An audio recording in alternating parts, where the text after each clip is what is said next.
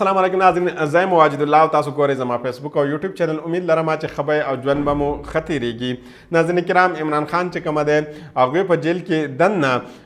یو اهم اعلان کړی دی او دا اهم فیصله چې کومه کړله او د دې اهم فیصلې اعلان چې دوی کومه کړی دی د هغې د وجې نه د ډېرو مختلفو خلکو اوازونه راځي او څو ورځې پس به تاسو د دې چغو اوازونه چې کومه دا به نور مزید هم تاسو چې کوم دی محسوس کوئ. دا اوازونه به د دوی د څه وجې نه راځي دا زه ستاسو مخې ته ږدم. عمران خان صاحب دا فیصله کړله چې هغې به اوس IMF ته چې کومه دی یو خط لیکي او دا خط به صرف د عمران خان صاحب د طرف نه وي بلکې د پاکستان تحریک انصاف د طرف نه به دا خط هم لیکلی کېږي او په دې خط کې به عمران خان صاحب IMF ته دا لیکي چې جناب IMF چې په تیر شوي میټینګ کې چې ستاسو سره زمونږ کومه فیصله شوه په کومه خبره باندې چې مونږ راضي شوي وو چې پاکستان دا تاسو دا شاته تصویر هم لیدلی شئ. دا د هغه وخت تصویر دی په کوم وخت کې چې دا میټینګ شوی و او د IMF وفد چې کله پاکستان ته راغلی و هغوی دا میټینګ د عمران خان صاحب سره کړی او هغوی د عمران خان صاحب نه د دې خبرې شورټي اخیستې وه، د دې خبرې ګارنټي ترې اخیستې وه که چېرته تاسو غواړئ موږ پاکستان ته د قرض ورکړو. نو عمران خان صاحب ورته وویلې چې صحیح ده، خو زما یو شرط دی او شرط د هغوی دا و چې د دې په بدله کې به په پاکستان کې چې کومه دی صفا او شفاف انتخابات به کیږي. یعنی عمران خان صاحب ویلي چې تاسو پاکستان ته قرض ورکړئ خو د دې په بدله کې چې کوم کسان په موجوده وخت کې په پاکستان باندې حکمرانی کوي د هغې نه تاسو ته ګارنټي واله چې دوی په پاکستان کې صاف او شفاف الیکشن کوي. خو دا صاف او شفاف الیکشن چې کوم دا په پاکستان کې ممکنه نه شو ځکه چې دا اوس کوم الیکشن شوی دی په دې باندې صرف په پاکستان کې نه بلکې په پوره دنیا کې چې کوم دی په دې باندې الیګیشن لګولی شوی دی چې دا کوم دی دانلې والا الیکشن و. اوس د دې له وجې نه یو اهم گیم چې کوم دی دا شروع شو او دا گیم زه ستاسو مخې ته ږدم چې دا گیم اخر څه دی. څرنګه چې دا حکومت جوړ شي که دا د دوو پارټیانو وي که د دریو وي که PDM2 هر یو نوم چې دی حکومت ته موږ ورکړو د دې نه بعد چې کله دا حکومت جوړ شي نو چې څرنګه دا حکومت جوړ شي په دې وخت کې به د IMF یو جاز چې کومه دا به په پاکستان کې کوزیږي. یعنی د IMF وفد چې کومه دا به پاکستان ته راځي او اخري او دریم او اخري قسط چې کومه دا موجوده کرنټ چې کومه زمونږ پروګرام د IMF سره روان دی د دې اخري قسط چې کومه دی 1.2 بلین چې کومه دا به پاکستان سره د معاهده به کوي او د دې معاهدې دپاره چې کومه دی د عمران خان صاحب دستخط چې کومه دا به ډېر زیات ضروري وي ځکه چې عمران خان صاحب چې کومه دی دا په پاکستان کې چې کوم دی اوس موجوده وخت کې یو غټ سټیک هولډر دی او د دیو نه بغیر چې کوم دا تقریبا چې کوم دا ناممکنه ده دا خبره چې دا به وشي په پاکستان کې.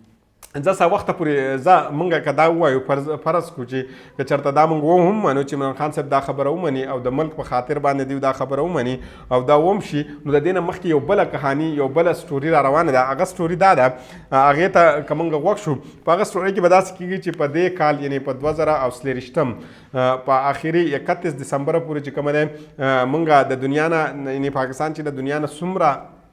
قرض اخیستلی دی چې 27 بلین ډالر دی دا به په واپس کوي. او که چېرته موږ دا خبره هم ومنو که چېرته پاکستان ځینې ملکونو ته ریکویسټ وکړي او په دې کې څه وخت پاکستان ته میلاو شي خو په دې کې ځینې حصه داسې دی چې دا په هر حالات کې واپس کول دي او هغه چې کومه د هغه 15 بلین ډالره چې کومه دي دا به پاکستان په هر حالات کې چې کومه دی دا به واپس کوي. او که پاکستان خزانې ته موږ وګورو خزانه خالي ده او کومه نوې حکومت چې راشي د هغې دپاره به دا ډېر زیاته مشکل وي ځکه چې په خزانه کې پیسې نه شي دا به پیسې د کم ځای راوړي نو د دې مجبورۍ د وجې نه به هغه به دوباره چې کومه دی IMF پروګرام ته ځي او د IMF پروګرام کې چې کومه دی به تقریبا د 2 تر 10 بلین ډالره پورې خامخا ځي او د دغې لپاره چې کومه دی بیا به عمران خان انبورډ اخیستل چې کومه دی دا به ډېر ضروري وي که چېرته دوی عمران خان صاحب انبورډ وانه لي دوی یو غټ سټیک هولډر دی په ملک کې نو دا به بیا ډېر زیات مشکله شي د دوی دپاره د IMF په دې پروګرام کې مخکې تلو. نو چې کله د عمران خان مخې ته دا خبره کېښودلی شي نو عمران خان صاحب به په دې وخت کې څه کوي هغې خو به د ټول نه اول خبره دا کوي چې ستاسو سره موږ دا معاهده کړوه چې په پاکستان کې به صفا او شفاف الیکشن کېږي خو د بدو د قسمته دا کومه ټاکنې دا کومه الیکشن چې دا ځل وشو دا چې کومه دی صفا او شفاف نه دی په کومه سیټونو باندې چې د عمران خان صاحب شکایات دي په هغې باندې هغې دا اعتراضات کړلي چې په دې سیټونو باندې دانلي شو ده نو هغه به اول دا غواړي چې په دغه سیټونو باندې چې دا کومه دانلي شو ده چې د دې صفا او شفاف تحقیقات وکړی شي او دوی ته هغه سټونه واپس شي چې کومه د دوی سره فارم 45 ورسره دی. نو که چېرته دا سټونه دوی ته واپس کړی شو نو په دغه وخت کې چې کومه حکومت جوړ شوی د الاینس چې کومه حکومت دا به اټومیټیکلی چې کومه دا ختم کړی شي. که چېرته حقیقتا چې کومه د عمران خان صاحب چېرته د هغې سره چې کومه دوی میټینګ کوي هغه کامیاب شي. د هغې نه بعد که چېرته خدا نخواسته دغه هم ونه شي نو د هغې نه بعد چې عمران خان صاحب دوی ته ووایي یعنې دنیا ته ووایي چې دا خو هغه غله دی چې دوی مخکې هم د پاکستان روپۍ چې کومه دي هغه بار ملکونو ته وړلي او د پاکستان پیسې ضایع کړلي. دارنګه څو ورځې مخکې موږ د سی ان ان یو ریپورټ هم ستاسو مخې ته ایښود چې په هغه ریپورټ کې سی ان ان دا ویل چې عمران خان صاحب نن هم دا خبره مني چې دا کومه راتلونکې حکومت دی دا ټوټل غله دي او دوی به د پاکستان روپۍ چې کومه دی دا بار ته وړي. او حقیقتا دا هم ده ځکه چې پاکستان چې څومره غټې پارټیانې دي لویې پارټیانې دي که هغې ته موږ وګورو د هغې سربراهان چې تقریبا څونه دي د هغې غونډو په بار ملکونو کې جایدادونه دي. ما سوا یوه پارټي ده چې هغه پاکستان تحریک انصاف ده چې د هغې د سربراه چې کوم دی په بار ملک کې یو پایي روپۍ هم نشته او چې هم دي د هغې که ځمکه ده که روپۍ دي که جایدادونه دي هغه ټوټل چې کومه دي هغه په پاکستان کې دن نه دي. د دې خبرې نه د دوی د ایماندارۍ دا پته هم لګي او دنیا هم په دې باندې اعتماد کوي چې واقعتا دا چې کومه ده د ملک سره ایماندار دی او په خپل ملک سره محبت کوي. عمران خان صاحب هغه واحد شخصیت دی چې هغه کله د ایډیالوژي ورکړه چې په پاکستان کې به کینسر هسپتال جوړیږي یعنې شوکت خانم په شانت هسپتال به جوړیږي. نو په هغه وخت کې د ډېرو خلکو دا ذهن و چې دا ممکنه هم نه ده او په پاکستان کې دوی به څنګه دا جوړی خو عمران خان صاحب چې کومه دی هغې هغه ناممکن کار چې کومه دی هغه یې ممکن کوم. دا هغه شخصیت دی چې په میاوالي په شانته علاقه کې هغوی نمل یونیورسټي جوړه کړله او د دې هر څه باوجود چې کومه دی د ملک نه بهر هېڅ قسمه جایداد نشتی نه د ملک نه بهر څه کاروبارونه شته نه بچي د ملک نه بهر داسې لیږلي دي چې د کاروبار دپاره لیږل دي. او که چېرته عمران خان صاحب آی ایم ایف ته یا د نورو چې څومره ادارې دي هغې ته ووایي چې زما قوم چې کومه د دې قرض ذمهدار نه دی او نه د دې ریسپانسبل دی او نه زما قوم چې کومه دا روپۍ به چې کومه دی واپس کوي نو په دې وخت کې چې کومه دی د ملک یوه د دنیا یوه اداره به هم چې کومه ده په دې خبره باندې نه راضي کېږي چې پاکستان ته روپۍ ورکړي. نو دلته حالات چې کومه دا به د ملک ډېر زیات خراب شي او هر څه به ودرېږي. خو دا وخت راتلونکي وخت به ګورو چې وخت پاکستان کې ډېر څه داسې وي چې دا تبدیلیږي. اوس راځو ستاسو مخې ته یو بل ریپورټ دی چې هغه ږدو چې هغه د فاینانشل ټایم ریپورټ دی او دا ریپورټ چې کومه دی د انفلیشن په حوالې سره دی د مهنګایۍ په حوالې سره. په دې ریپورټ کې چې کومه دی د جنوبي ایشیا نه 3 ملکونه اخیستي دي چې پای کې بنګلادیش دی پاکستان دی او انډیا ده. په دې 3 ملکونو کې چې کومه دی د مهنګایۍ په حوالې سره که موږ خبره وکړو نو په دې کې د ټول نه لاندې نمبر چې کومه دی دا د انډیا دی تقریبا 15% چې کوم 15.6% پورې مهنګایي په انډیا کې ده. دویم نمبر پسې بنګلادیش چې تقریبا هلته 8% مهنګایي ده او که موږ د پاکستان خبره وکړو نو په پاکستان کې دا مهنګایي چې ریټ کومه دی دا تقریبا 28% ده. او چې کله د آی ایم ایف سره اګریمنټ وشي د آی ایم ایف سره معاهده وشي د هغې نه بعد چې کومه دا به ډېر زیات شي ځکه چې آی ایم ایف به د هغې ته مخکې تږدي چې ګیس او د بجلۍ ریټونه دي زیات شي. نو چې څومره د خوراک شیزونه دي تقریبا په ټوټلو کې ګیس او بجلي چې کومه دا استعمالیږي نو که چېرته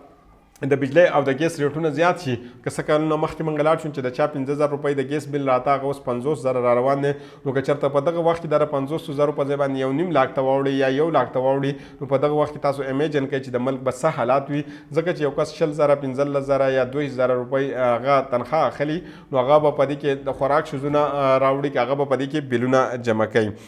چلو دا هم به وخت چې کومه دا به موږ ته ووایي چې حالات څه کېږي. راځئ مخکې چې یو بل خبر ستاسو مخې ته دمه چې کومه هغه غټ شخصیت و هغې چې ډېر غټ انکشاف کړی و هغه یو داسې حکیم یا دواخانې ته تللی دی چې هغې ته د هغې ډېر زبردست علاج شوی دی او د هغې په باره کې به خلکو دا ویله چې دا یو ذهني مریض دی او اوس چې کومه دی هغه بالکل تندرست شوی دی او هغې بیان راغلی دی. دا بیان دا ځل د هغې چې کومه دی ویډیو فارم کې نه دی راغلی بلکې دا تحریري چې کومه دی دا تحریري طور باندې چې کومه دی دا چلولی شوی دی او دا پوره دنیا ته خور شوی دی. دا چې کومه دی د خو د دې نه مخکې زه تاسو ته یو بله ویډیو چې کومه ده دا زه ستاسو مخې ته ږدم او دا ویډیو چې کومه ده په سوشل میډیا باندې ډېره زیاته وایرل شوې ده او دا ویډیو د پی ایس ایل ده یعنې پی ایس ایل کې چې کومه میچونه روان دي دا د هغې ویډیو ده او په دې میچونو کې خلک دا نارې لګوي چې آی پی ټي آی او عمران خان زنده باد او په دې وخت چې دا کومه هوسټ و نو هغې چې کومه ده د کسانو ته ویل چې زه به یو اواز لګوم او د هغې به تاسو ماته جواب راکوئ. نو د چا په لاس کې چې مایک و هغې ویلې میری جان تیری جان. نو د مخکې نو ته عوام څه وویلې چې عمران خان. بیا هغې ویلې میری شان تیری شان. د هغې نه بعد چې کومه ده هغه بیا څه وایي چې عمران خان. او دا چېرته 100 50 10 یا 100 یا 1000 کسان نه بلکې دا په زرونو کسانو دا سټیډیم چې کومه دا پوره سټیډیم د خلکو نه ډک و او د ټوټلو دا اوازونه لګول. اوس راځو د راولپنډۍ کومه کمشنر چې کومه و هغې چې کومه ډېر اهم انکشاف کړی دی. هغوی یو بل اعترافي بیان چې کومه د هغوی راغلی دی او په دې اعترافي بیان باندې چې کومه د مسلم لیگ نون والا چې کومه دا ډېر زیات خوشحاله دي. خو زما په خیال باندې چې کومه دی اوس د دوی دا دماغ چې کومه دا ټیک شو. مخکې دوی ویل چې دوی دا دماغ چې کومه دی دا خراب دي. هغوی ویلی دی چې یو پلین جوړ کړی شوی او په دې پلین کې چې کومه تحریک انصاف چې کومه دا چې کله ملګر احتجاج کوي د هغې نه مخکې به یو پریس کانفرنس کمشنر صاحب کوي او په هغې کې د هغې وینا مزید دا وه چې تحریک انصاف لیډر چې کومه هغې دوی ته هدایت کړله چې د پریس کانفرنس کې به خاص طور باندې دوی د چیف جسټس او چیف الیکشن کمیشن نوم اخلي. او هغې مزید دا ویله چې د پنډۍ په کومه سیټونو باندې چې هغې د دانلۍ خبره ورکړه او هغه وایي چې ټوټل دروغ دي او وایي دا دانلۍ چې کومه ده ما یو افسر ته هم دا حکم نه دی کړی چې دانلۍ دې هغوی وکړي او هغه وایي چې دا یو سازش و چې ما د تحریک انصاف سره جوړ کړی و او په دې باندې زه ټول قوم شرمنده یم او معافي ترې غواړم. او که چېرته انټرسټینګ خبره دا ده چې دا تحریري د دوی چلولی شوی دی د تحریري بیان. خو که دا چېرته دنیا ته لاړ شي په یو دنیا یو سیولایز ملک هم دا نه مني